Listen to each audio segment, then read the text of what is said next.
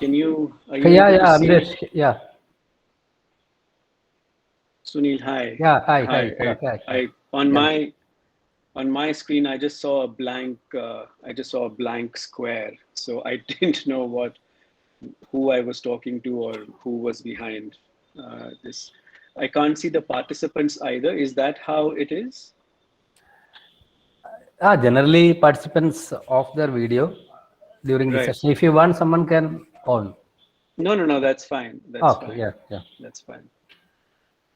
Okay, I'm terribly sorry, terribly apologize for making everyone wait. I had joined at 10 past 7, as you had asked me to, and then I thought the quiz went on, and that was quite interesting. So I didn't want to interrupt um, the, the program. So then I logged off. Um, so yeah, perhaps. How is it that you're structuring this session? Should I talk for a while, Sunil, Yeah, yes. about Amitesh, you can talk till 8:30.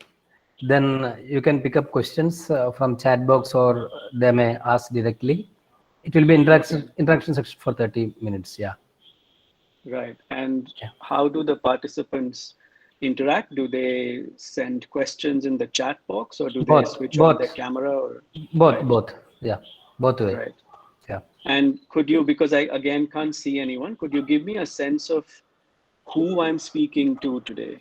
Are they mostly students of your university, or are they from around the country?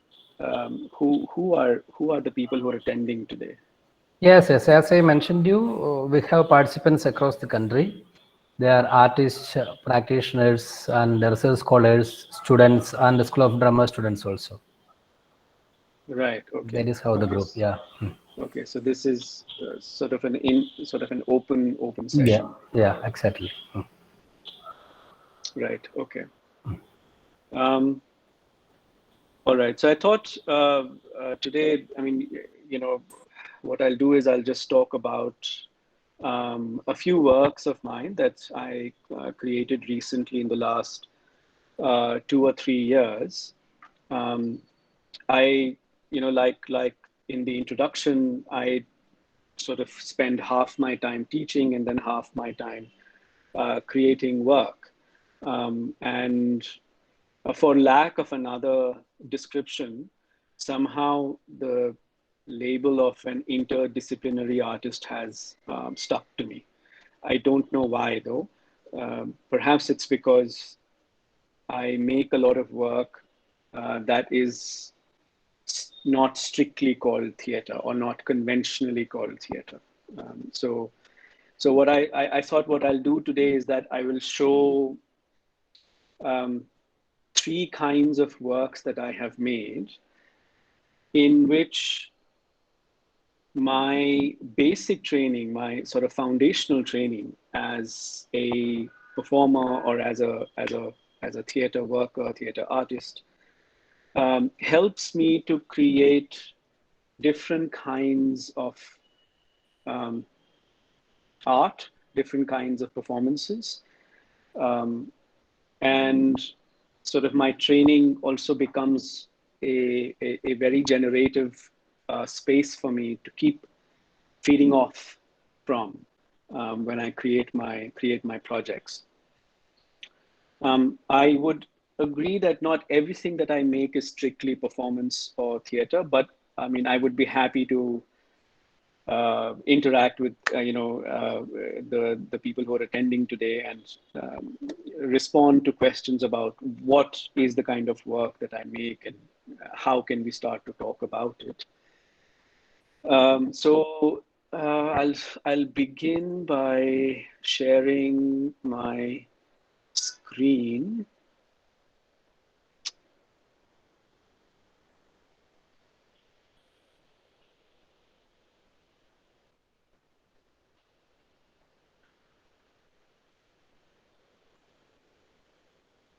Right. Are you just tell me if you're able to see this? Yes. Yeah. Yes. Yeah. Okay. Okay, great. And you're able to see this as well? Yes. Yes, okay, so this is the first slide. Why I'm checking is because there is no other way for me to confirm whether you are watching what is on my screen. Sometimes I've just blabbered on for minutes on end and realized only later that what's on my screen is not visible online to others. So do you see this first slide called Work One Cyber Theatre? Yes. Okay, good. So the first work that I thought I'll share with all of you is a very recent work of mine that I created last year. And this was a work that I created post-lockdown. The lockdown was imposed in March all over the country last year. And as we all know, it's been a terrible, terrible year and a half now with a lot of grief and loss.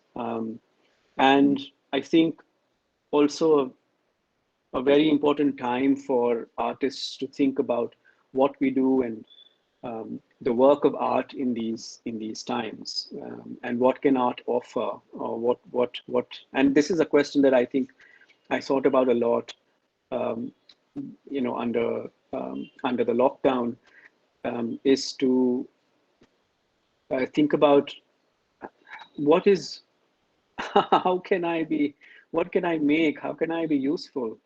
Um, and of course, as artists, many of us were engaged in relief efforts and trying to coordinate um, medical aid as well as other forms of um, relief to people in need in our cities. All of us were doing it. We were doing it in Delhi. I know of my artist friends in other cities and towns who were also engaged in it, not just right after the lockdown, but also throughout the year.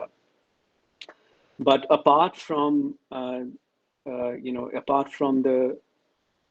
this kind of immediate um, help and relief work that I think was the responsibility of everyone, including the artists, I often ask myself, how do I make my art talk about this time?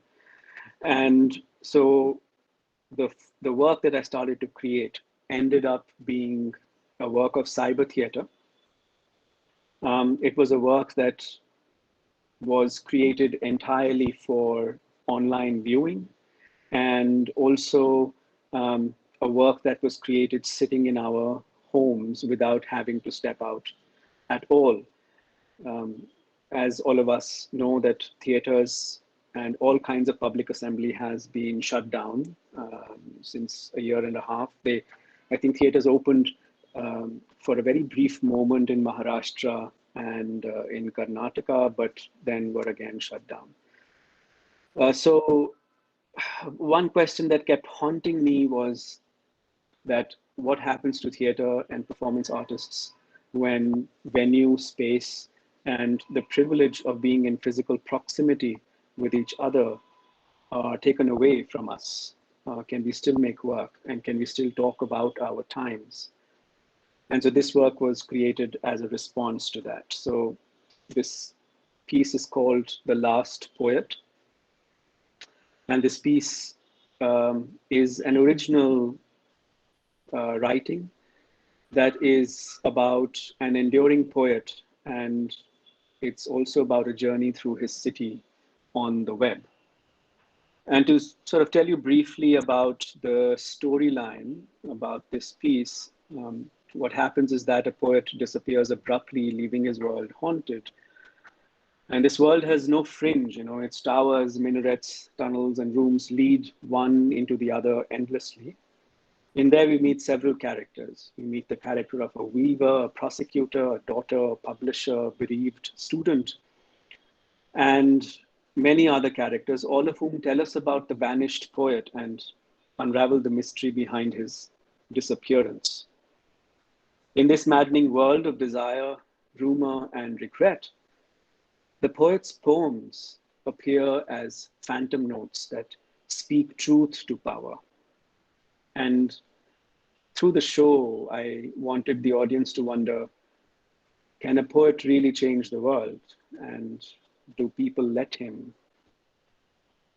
And in some senses, the inspiration to create this came from the news that followed the lockdown last year, where um, the where authoritarianism began to increase in our country, and several activists, artists, and poets were rounded up and incarcerated on false charges. And a question that I was left wondering about is, how dangerous can words be? How dangerous can the poems of a poet be? And when I started to research, I sort of came across a history of the last 200 years of poets being incarcerated for their poems, for what they've written. It has not just happened in India, but elsewhere as well.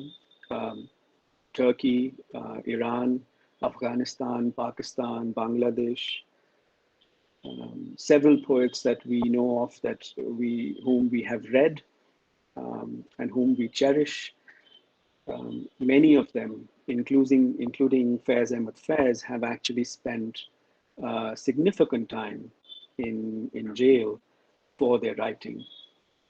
So the inspiration to make this piece came from there, where the central sort of event that happens in the play is that, you know, a very popular poet, a people's poet, suddenly disappears, and so we sort of meet characters who are close to him, who are associated with him, who have known him, friends, family, acquaintances, colleagues, um,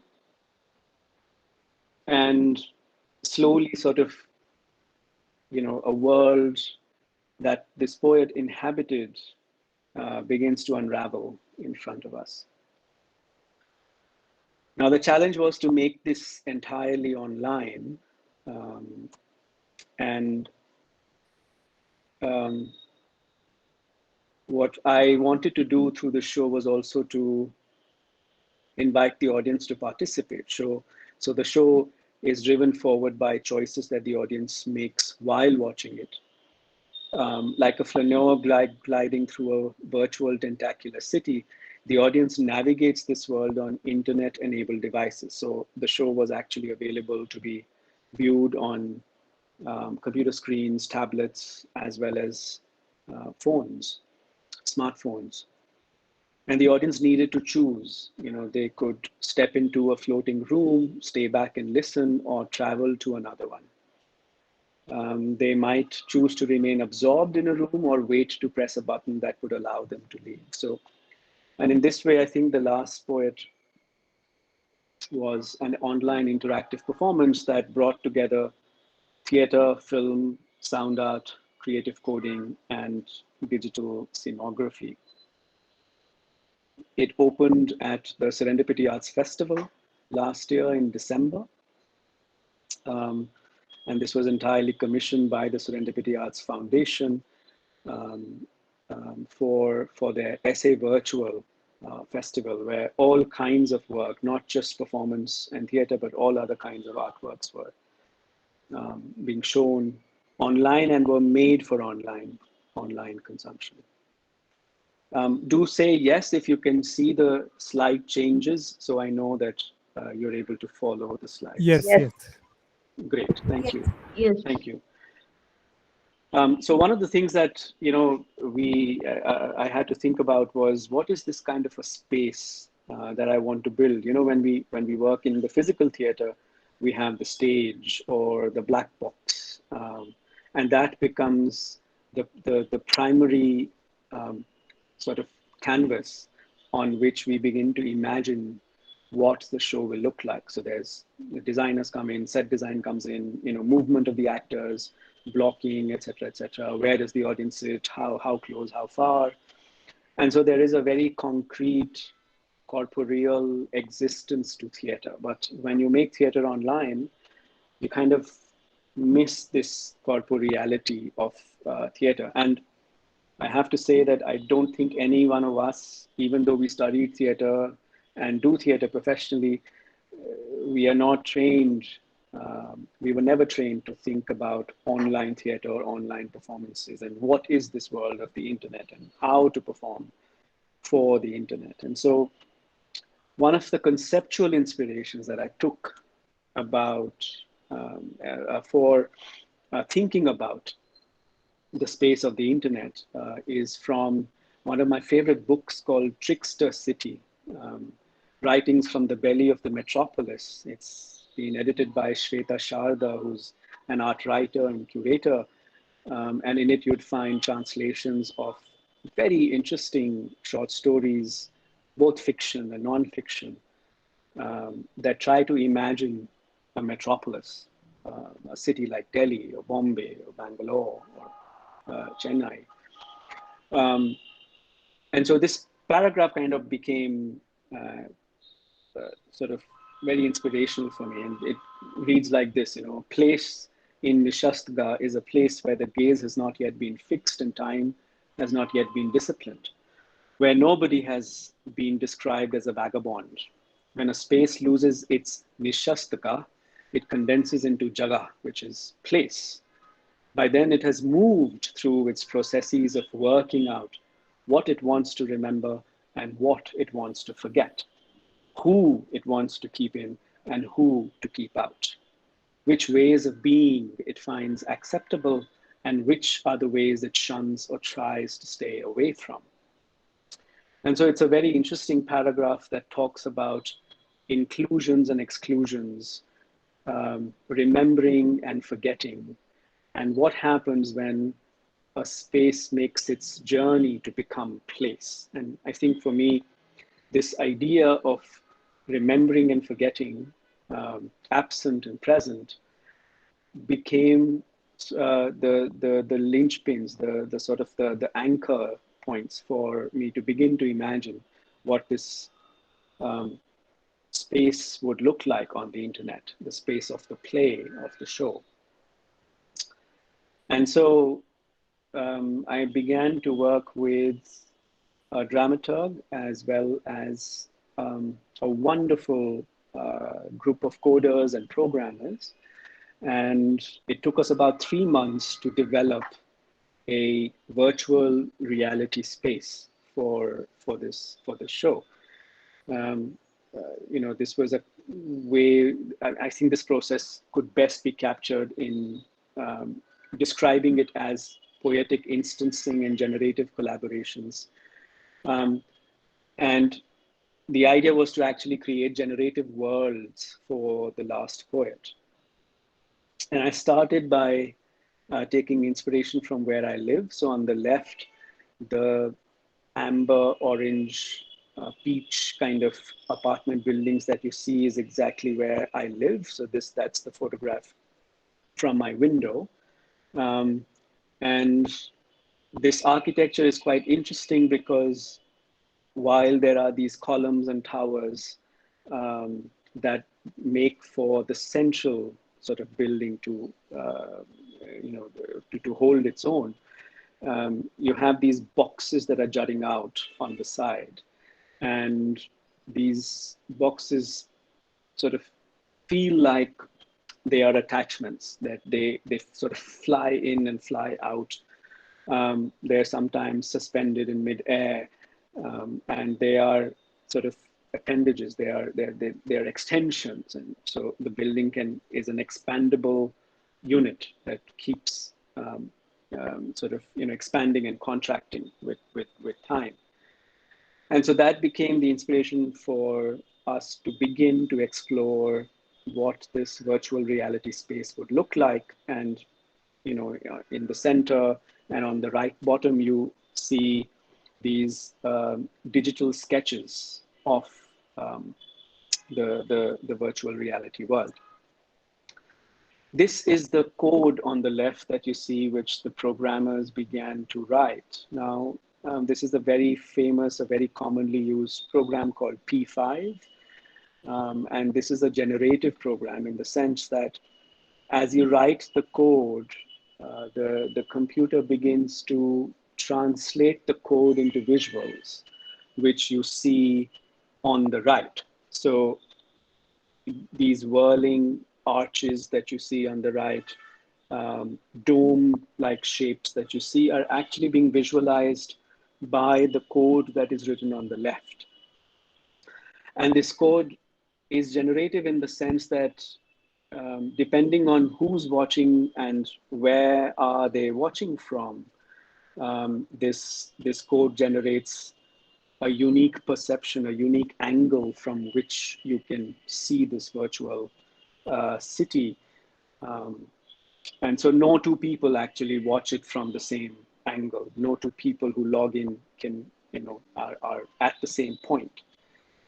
And I think that this is quite interesting from the point of view of a theater maker, to look at multiple points of entry and exit into a performative space. And I think this is also a principle I follow when I make theater in physical spaces, where I like to give the audience multiple entry and exit points, and also very different positions from where they are watching the show. And this was also possible in this virtual reality piece. And so this is what it ended up looking like in the end, which is that um, uh, this, you see a static photograph, of course, but what this was in the show was a whirling kind of city. So the entire city was moving from left to right,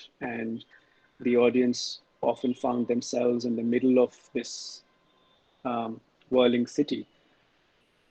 And one of the rules that I took away from this world was the rule of gravity, so that everything was up in the air, and there was this, the sense was that there was a dusty storm that was always present. It kind of reminds me of the time when Delhi becomes extremely polluted, especially in the winter months, where there is this amber haze in all around, and it's very difficult to see the horizon. It's very difficult to see buildings that are otherwise clearly visible in the rest of the year. So I guess the kind of city that I inhabit came in more and more and helped me visualize this virtual reality space. And all the boxes and all the rooms and sort of homes or houses that you see are actually clickable. So they're interactive. You can click on any one of them, and once you click on them, you're taken inside them. And once you're inside, something happens. So these are the actors who were part of The Last Poet. There were 5 actors, and they were performing live in these boxes, in these sort of apartments, buildings, or homes, or whatever we call them. And it was a live show, so in the sense that it kind of went up at a designated time, and the duration was 90 minutes. And each one of these actors was performing live inside. And once you went inside a room, you were greeted by one of these actors who was playing a character who was either a friend or a family or knew the poet, and shared with you the how he or she knew the poet, shared with you stories about the poet, and also shared with you speculations around what has happened to the poet. Some say that the poet has disappeared. Others say that this poet has been picked up and has been thrown into jail. Others say that the poet committed suicide, and yet others say that he's left the city and he will never come back. And these were the kind of narratives that you would encounter as you would, go from one room to another, from one character to another. There were five performers and they played about 25 or 30 different characters. Um, the characters were shed and new characters were taken on in front of the camera. So the audience could actually see actors doing their makeup, putting on costume, removing costume, washing their face, taking a break in the middle, um, carrying on with the scene,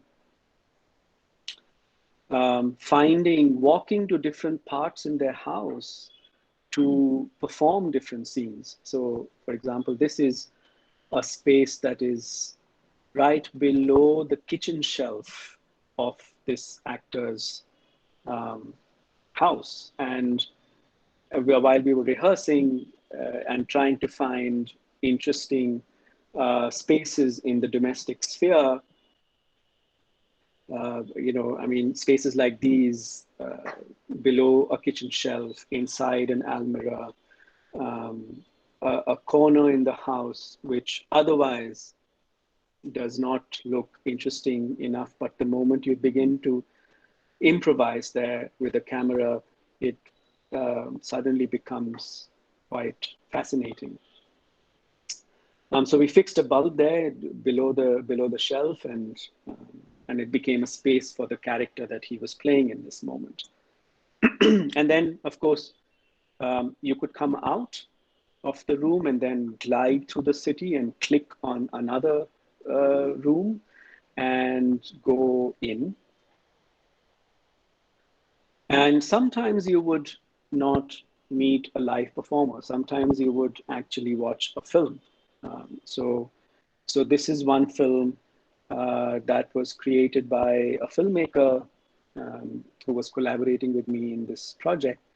And this is a collection of footage um, of very disturbing and violent incidents that took place in recent India that I think have shaped our consciousness as citizens in one way or another. So you see the demolition of the Babri Masjid here, you see um, the several riots and pogroms that have taken place. You see police and state violence and different kinds. And so a clock is kind of ticking.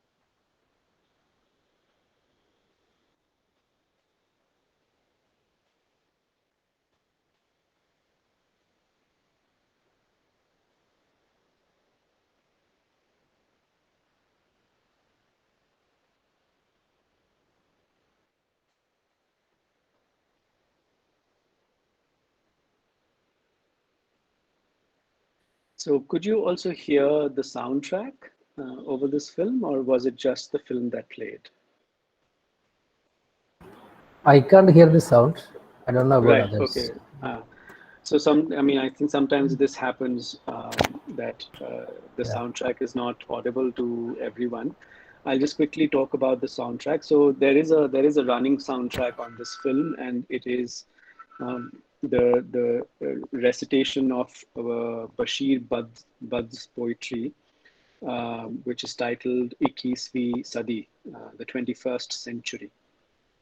And it's been narrated by Mohammad Zishan Ayub, who is, I think, quite a popular and inspiring actor in film today, as well as, I think, speaks where it is necessary to speak in social and public space about what's happening in the country today.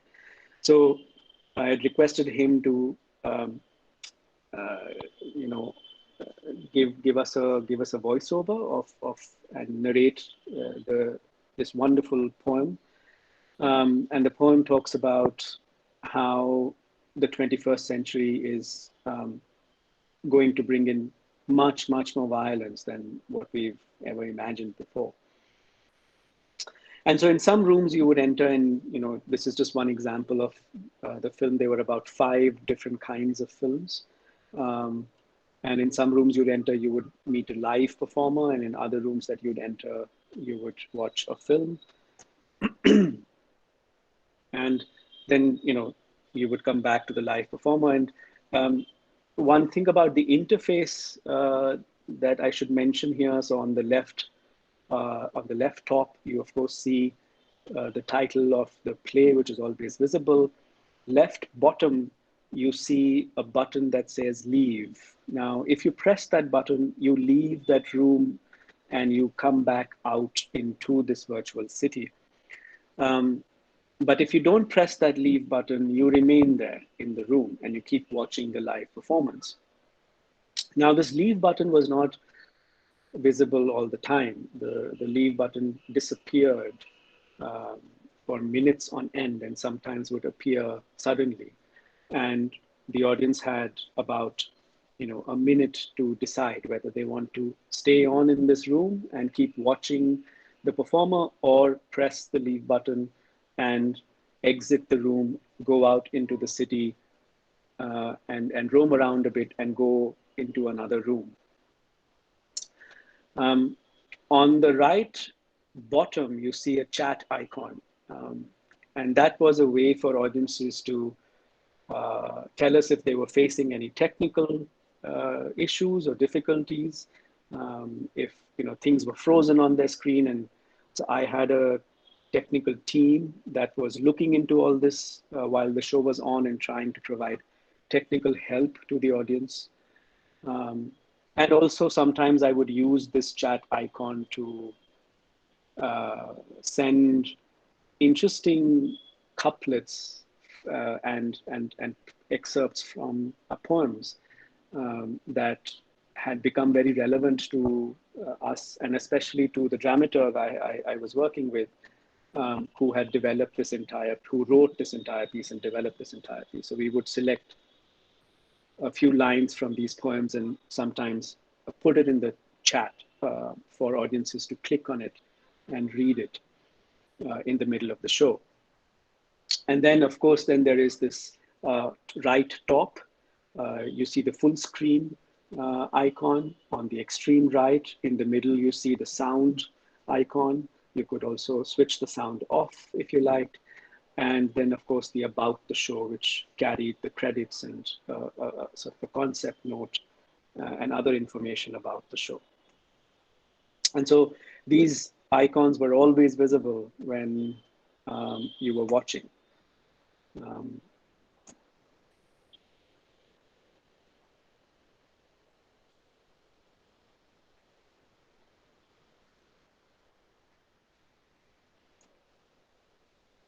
And then I think this was another interactive layer that I had created in the piece, which was that every time a character would finish their scene or their story, and the actor would, shed that character and wipe his face or take off a costume, whatever. There was a choice that appeared. This was like a poll that appeared on the screen. And this poll asked the audience what would they like to hear about next. And there were these kind of ambiguously placed titles like Loss, Weaver, Whispers, Poet's Eyes. And so they don't really reveal much to you about what these titles might be about. But I think for me, it was interesting. I just wanted to sort of, make it curious. Um, and the audience had about 60 seconds, a minute, to choose which story they would want to hear about next. And so you see the percentage here as well. So 29% of the people voted for the first one, 24% for the second one, 29% for the third one, and 18% for the fourth one. And this poll was also visible to the performers. And at the end of the minute, the performers could see the results live of the audience poll and then decide which story to play next. And this poll would appear, every time the stories would end. And sometimes, of course, the same stories got selected. So an actor had to play the same story or the same character twice or thrice in a show. And it was interesting to see how the audience voted.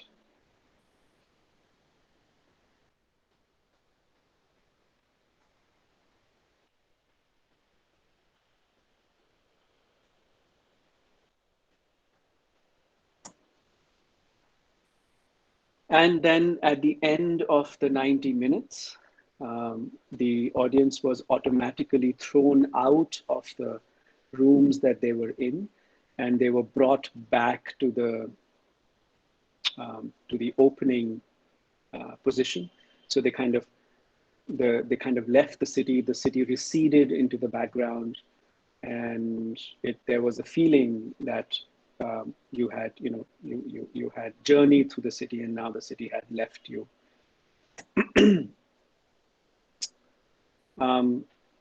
This is a screenshot of the backstage. So you know how in physical theaters we have the wings, the green room, the control panel, the control room, the lighting booths, the sound booths. And so you have an entire backstage team of experts and production managers, etc., helping the performers on stage. And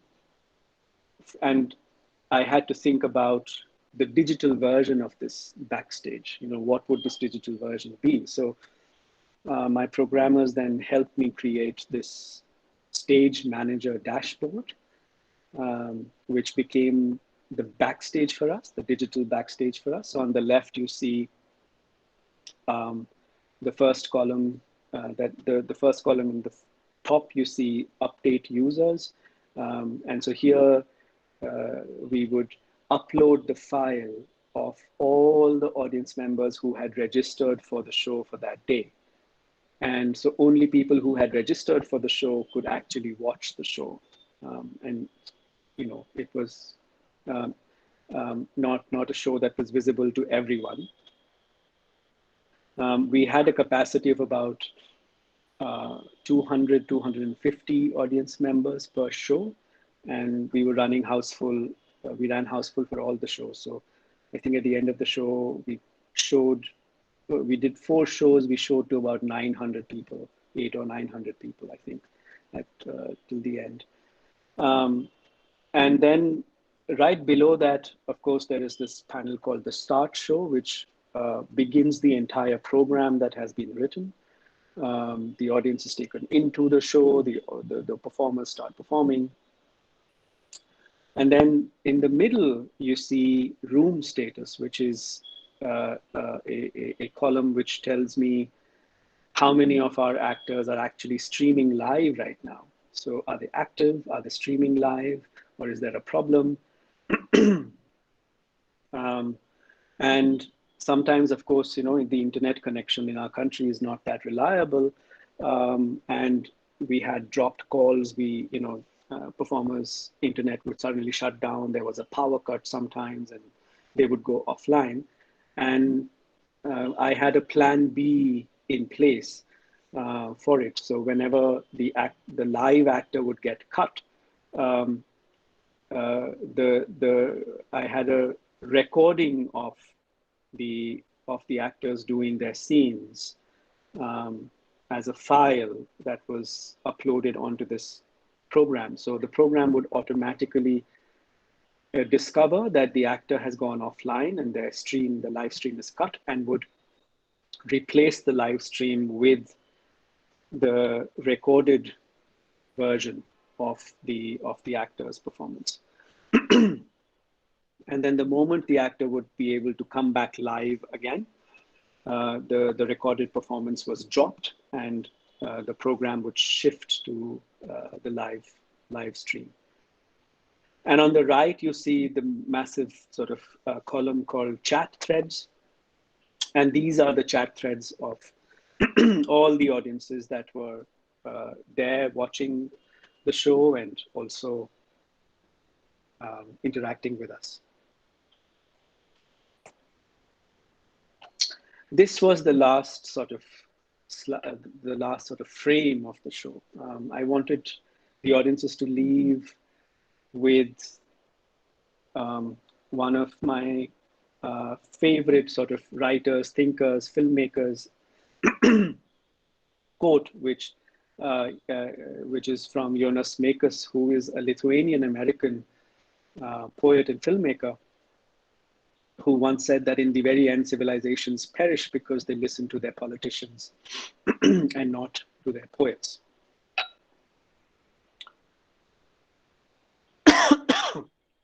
So I think what I'll do is I will end here. I'm running terribly out of time. I know that I must end my talk by 8:30, and it is already 8:22. So I will not go into the other two works that I wanted to show you, which are not theatrical in the sense that we understand theater, but they are certainly performative. They're based on values of performance and how we conceptually understand performance, but perhaps that's for another time. So I think what I'll do is I'll stop talking here, and perhaps I can take questions and comments from everyone. Sunil, are you there? Yeah. Richa Mohan, you can ask. Okay, thank you so much. First of all, sir, it was absolutely fascinating to watch this. I know some of our friends, we were once discussing how to do theater in these times, and I've seen a Zoom play, and but what you showed was like watching an Apple game. Sorry for for that parallel, but it was beautiful. I just wanted to ask that. How did the actor know that someone's come to their room to start their live performance? Because it's like on a stage you have the call time, the first bell, second bell goes, but over here audiences could come, audiences could leave. So if you could share a bit about that, sir. Right. So, like, I showed the stage manager dashboard. The actors also had their actor dashboard. So it was visible to them whether the show had begun, how many people were watching them. Sometimes the number dropped terribly low. Sometimes the number, swelled to 50 or 60. And so even though they could not see the audience, but the real-time acknowledgement of being witnessed, of being seen, was always there for the actors. And this is something that I was very mindful of, that I knew that somehow I had to, as a director, and I think a lot about theater and performance, I had to create a corresponding connection on the digital platform that we somehow take for granted in a physical space. We never think about audience and performer relationship and connection in a physical space. We always assume that it's there. But for a digital space, I think extra effort needs to be made for this connection to become technically possible. Um, and if you know you're live, and if you know how many people are watching you, you can still get goosebumps. So can I ask a connected question if it's all right? Yeah, Sir, go on. please, you can, yeah. Sure. Um, so also, sir, like, what used to be the duration of the performance of the actors? Because you said it was 90 minutes. So on stage, like one play goes and there is an interval. So the actor, as an actor, like this is, or did the actors suppose like they had 10 minutes and they kept repeating their performance? Like, how was it structured? So the actors knew that we were on for 90 minutes, and the way we had rehearsed was that they knew when the ending was about to come. Um, so we were all working um, according to the clock. Um, so although the much of the structure of the play was free and unpredictable. For example, I didn't know which stories would get selected and how many times. And because all these performances were happening simultaneously, I could never actually watch the play fully because I would watch one actor and then I would miss the other four. So I tried to, over the 4 shows that I have watched myself, I've tried to cover most of the play, but even then, even I as a director have missed a few parts, which I like. Um, and then, of course, but the beginning and the ending, the beginning sort of 5 minutes and the ending 5 minutes were rehearsed and choreographed, and so they took place together. Thank you so much, sir. Desh, it is now your turn. Hello, sir. So actually, I won't be able to switch on my video. So will it be okay, sir? Yes, absolutely. Go on. Yeah. So I have two questions actually.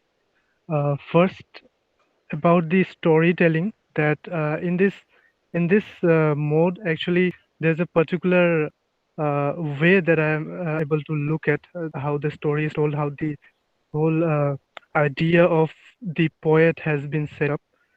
So is there is this is the way, or I mean, is it a limit that all the other kinds of stories, and there's a vast literature that we have over here. So is will it be possible to present it on this platform? You And mean how the the, sec do you mean how the dramaturg developed the text?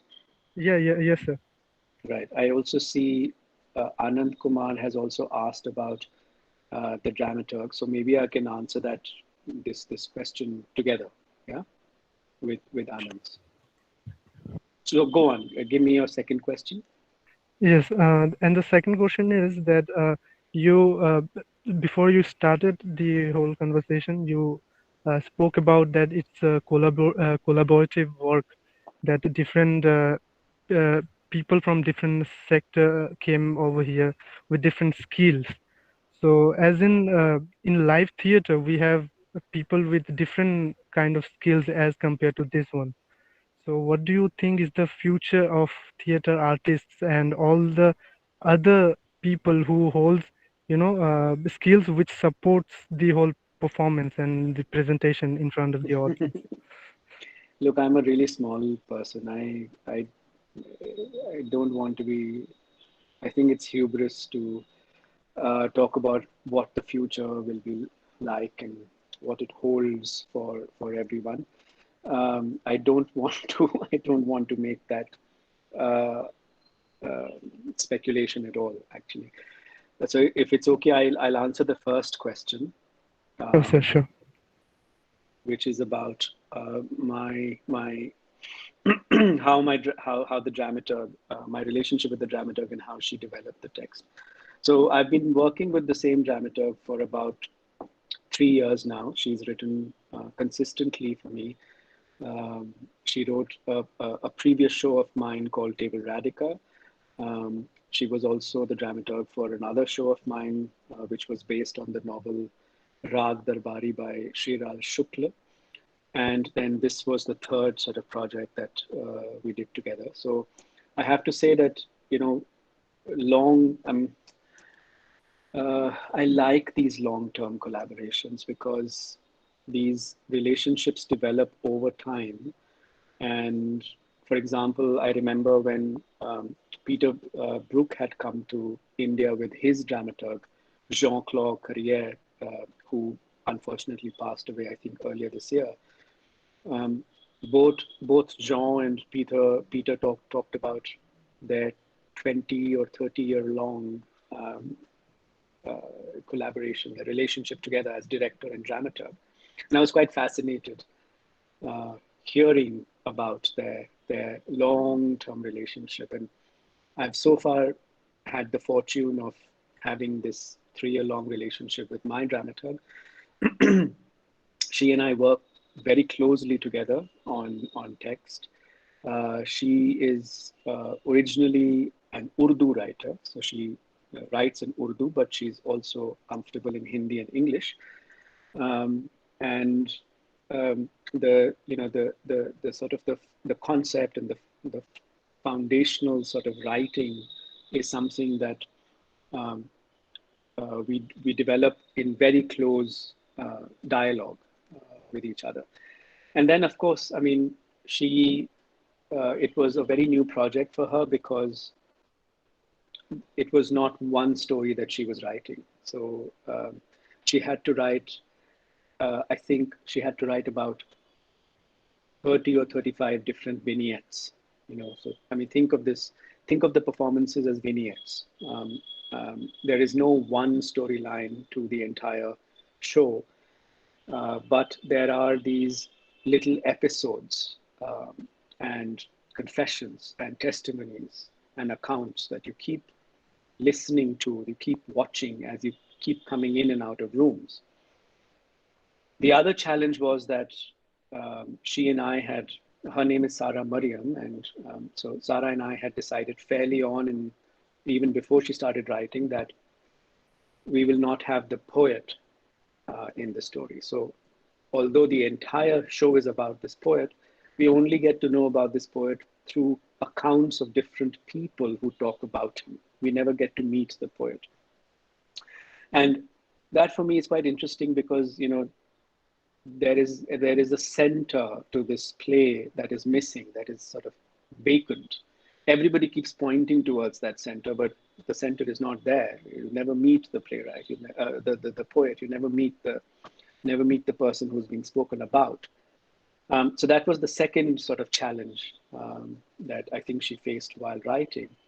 And the third, of course, was this nature of free traffic that I wanted to create for the audience, so that the audience could leave a story and could enter the story midway. And that was quite, I think, difficult for her as a writer and for me as a director to get a grip on, because, you know, as directors and writers and as actors, we want to show everything. We want to show the whole thing to the audience. We don't like, there's something incomplete about an experience where the audience can come and go as they please.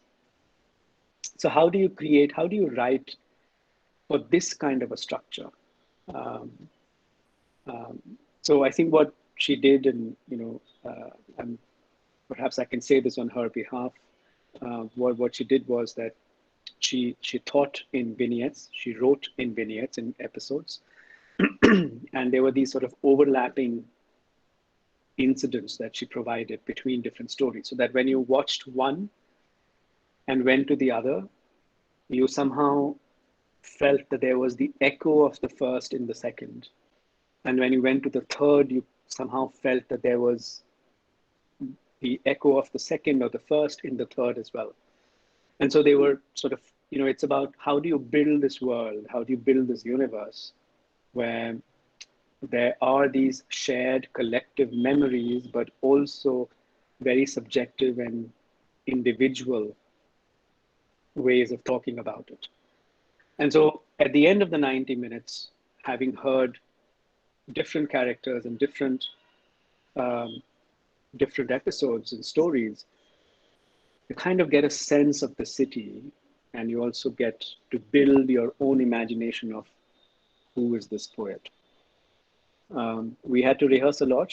She wrote about, I think, half a dozen drafts, um, and we would rehearse it, and then I would make notes, and she would make notes, and we would go back, change the writing, bring it back.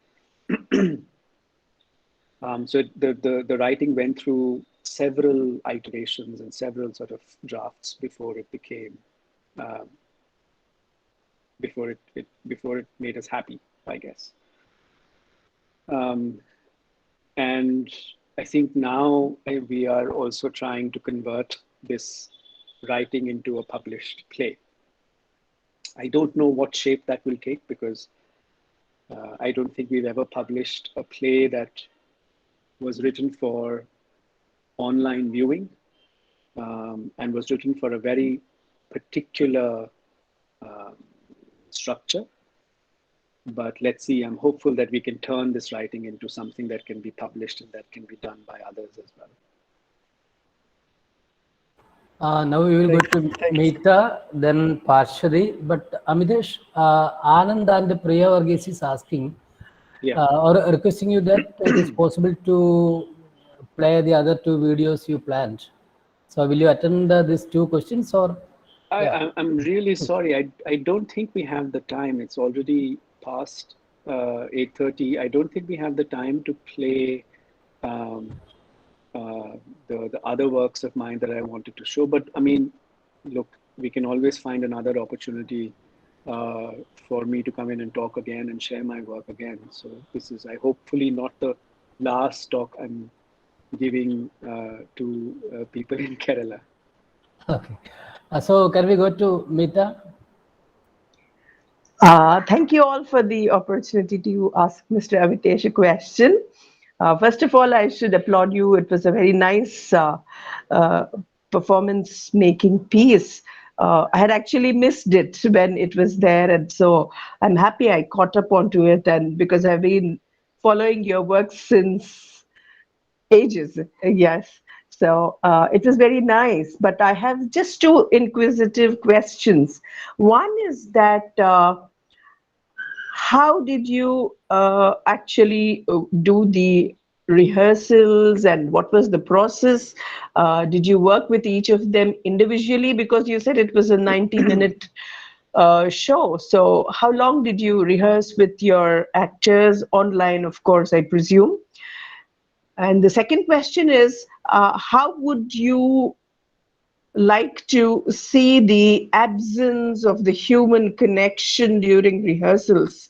And was that the reason that you did not find any means or ways to connect two characters, and I can see only bits and pieces of solo performances? Thank you. Yeah, thank you, Meeta. Hi, nice to see you today.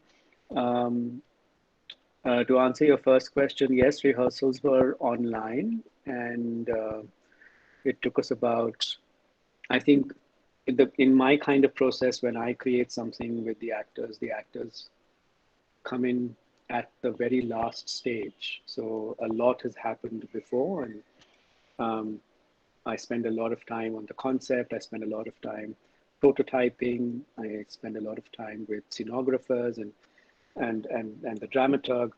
And I like to sort of create uh, original stuff for every piece that I do. I very rarely uh, do published scripts. Um, I think only at NSD, when I'm sort of teaching students, is when I pick up a published script. Otherwise, for my own independent work, I usually delve with in original writing. So the actor sort of came in, I think, after 4 months. I started the process in July last year. So July, August, September, October. I spent these 4 months prototyping, developing the concept. with the programmers and also the dramaturg. And then the actors, we started active rehearsals in November, and we rehearsed for about, I think, 4 or 5 weeks. But that too, not every day. I somehow don't like the idea of rehearsing every day or rehearsing throughout the day. I like to sort of work in short, focused sessions, and also that there is such a thing called digital fatigue.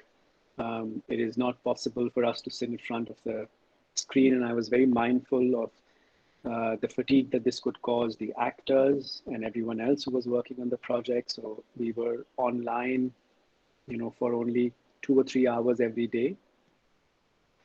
And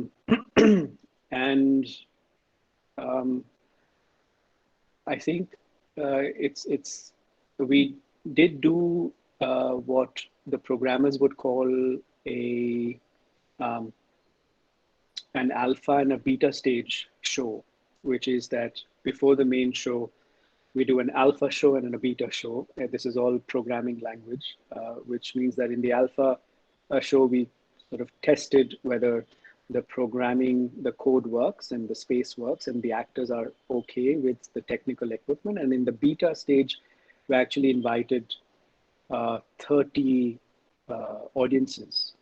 I call them test audiences. So we tested the show on 30 people. And then we sent them a feedback form after the test show was done. And I mean, I think everyone was very generous with their comments. We got a lot of criticism. We got a lot of things that did not work for them. We also got appreciation. We also got suggestions to how to improve the different aspects of the show. And then for 2 weeks, I worked on this feedback with everyone, and then we opened the final show. So that's how the rhythm of the show. It took us about, I think, in the end, I put in 6 months of active work to create the show. Thank you. Hoping for more better performances from your side. Which I hope I don't disappoint. Pashadi? Hi, Amitesh. Nice seeing you after a long time and listening to your lecture. Hi, So, Pashati. hi. So I have seen this play when it released, and I had very interesting. I had a very interesting experience because that was also the time when people were debating a lot about how effective is digital theater. How can it ever replace the physical theater and all that? And I found the experience very very strange, at the same time quite compelling, because I still remember that segment of Atul Kumar's, which was where he literally broke down after hanging those photos on the rope. So it was compelling in a very strange way, in the sense it was all fragmented. The narrative was fragmented, as you said. There's no center to it, but that very alienation was kind of, it was very melancholic. And I mean, especially in that time, during that time of lockdown, I felt it was accentuating that a lot more. So I want to ask you, like, when people say, digital theater cannot live up to physical theater in terms of the connect, did you, in a way, maybe, I don't know if you've thought about it, did that idea of disconnect, which the very disconnect, which is a curse of, so-called curse of digital theater, did you leverage, I mean, did you really tap on that when you were you really, trying to benefit out of that disconnect in some way? I had a feeling you were. So just wanted to know. Well, if you had a feeling I was, then I can't contradict you, can I? Um, I don't think I subscribe to the argument that the digital theater is going to replace physical theater. I think this is some kind of fear mongering that I don't know why people do it. but it's kind of fear, some kind of fear mongering about having lost physical theater, and oh my God, what a big deal this is. Because I don't see digital theater or digital or performances on the internet as a substitute or a replacement of uh, performances in physical spaces, in physical proximity. I don't think it is ever meant to be like that. I don't think there is I don't think anybody has ever claimed that there is a necessary opposition between digitality and physicality, um, and that one is going to replace the other. I think, it's the kind of it's a kind of sentiment that Hollywood sells, that robots will replace humans one day. You know, that's I don't think that's real, or that's going to be true, or that's a reasonable estimate of the future. However, what I do believe, and what I think might happen, is that um, the digital theater space is has now become part of theater space.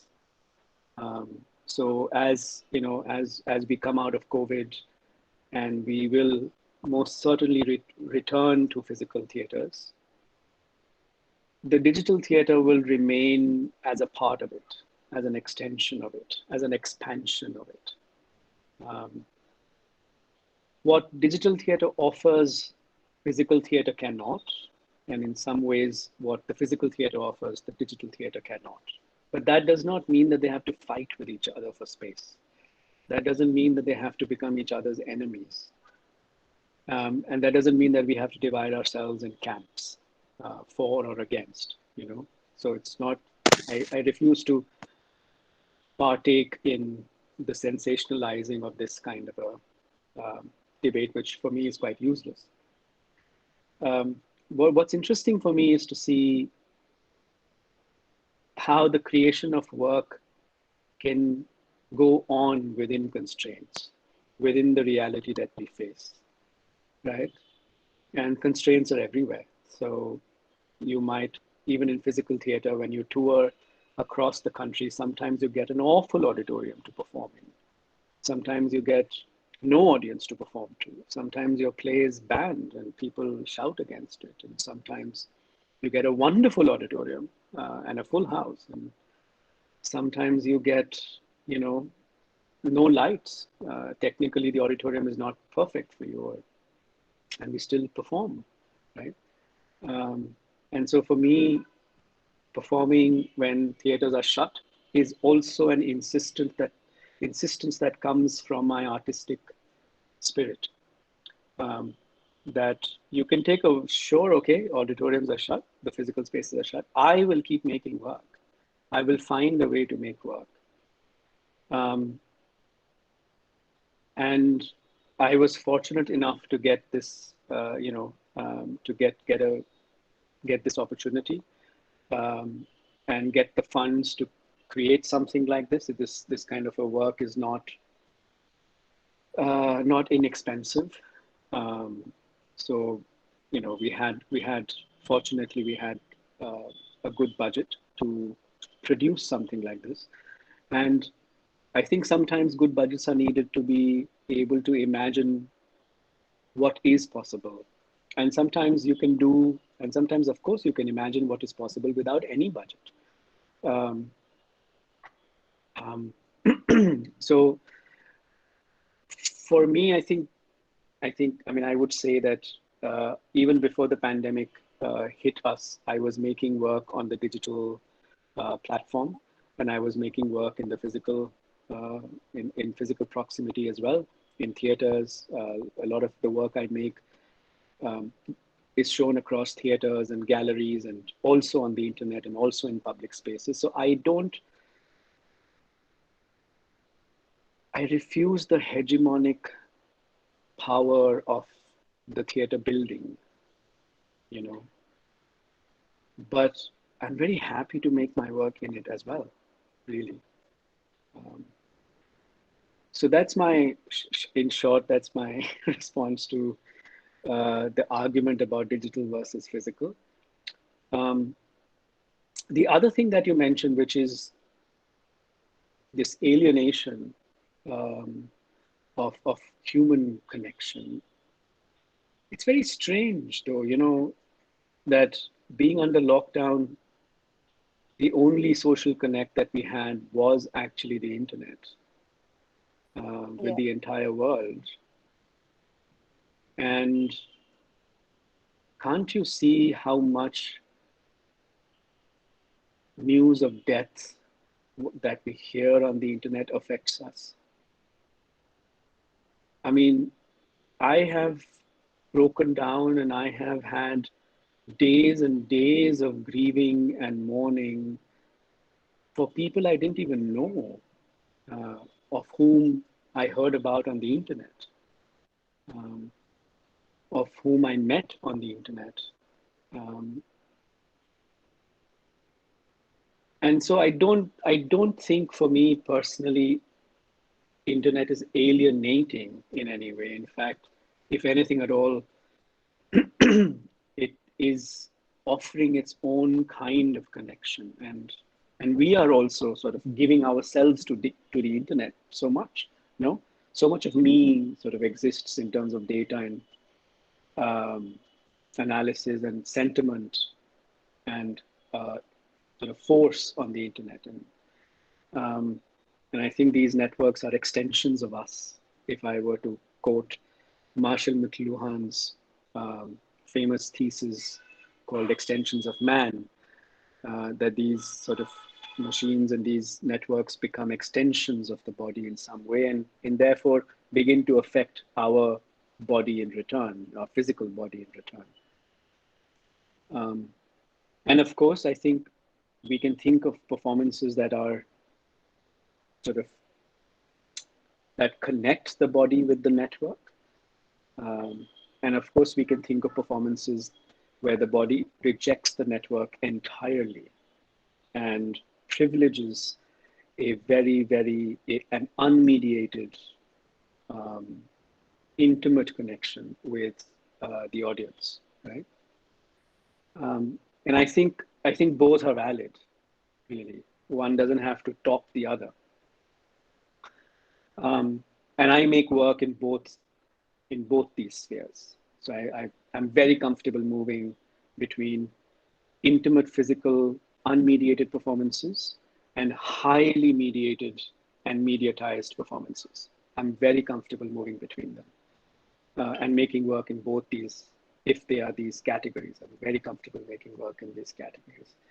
I don't want my identity to be associated with a medium as an artist, although I think people are very happy calling me a digital or a technology obsessed artist. Um, but I hope that's not I hope I am not, uh, adding fuel to that opinion. So I would say that I think the feeling that I was trying to capture through making The Last Poet was, yes, of isolation, um, um, and but more than that, of disappearance. More than that, I mean, I've spent the whole of last year trying to make sense of how people can suddenly disappear. And through COVID, you don't even get to say your last and final goodbye to them. And that this is possible, that I never thought this was possible. I never thought we would ever experience this. And so many characters in The Last Poet talk about this, talk about the agony of not being able to say goodbye to the poet. And I think that's the feeling that I was trying to capture.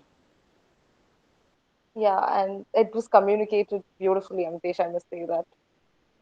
It was I'm quite compelling. Yeah. Wanted to say happy it. to hear Yeah. that. Yeah, we are already out of time, but one more question. Manoj Kumar, can you please? Yeah.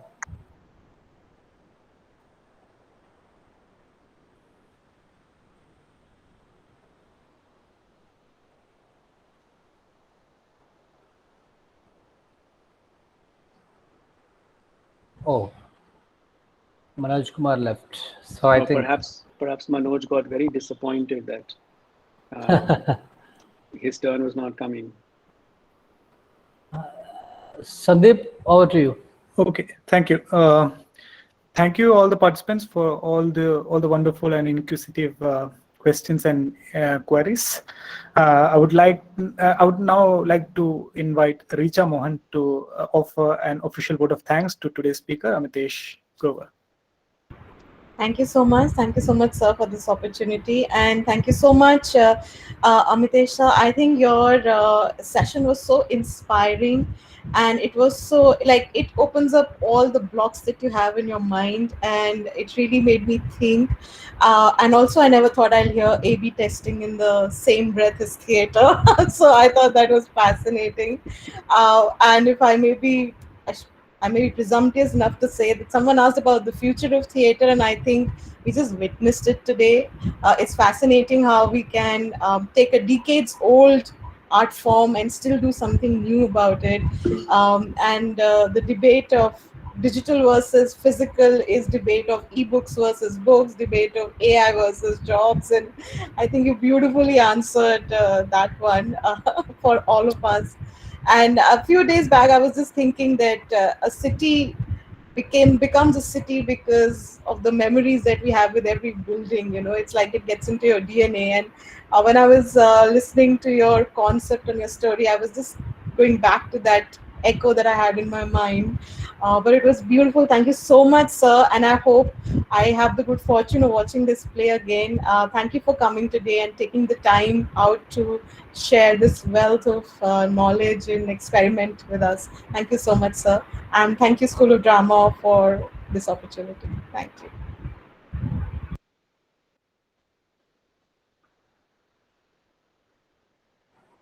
Yeah, thank you everyone. Amitesh, thank you so much. And sorry Thank for you. the inconvenience caused in the beginning. Really sorry. No, that's quite all right. That's Yeah. quite all right. I just want to thank everyone who's come here today and heard me talk and heard about my work. And thank you so much. I mean, many of you gave me your time, and this is quite an honor. And hope we can do this again sometime. Thank you, sir. Yeah, once again, thank you all of you. Good night. See Thank you tomorrow. you. Yeah. Good Okay. night.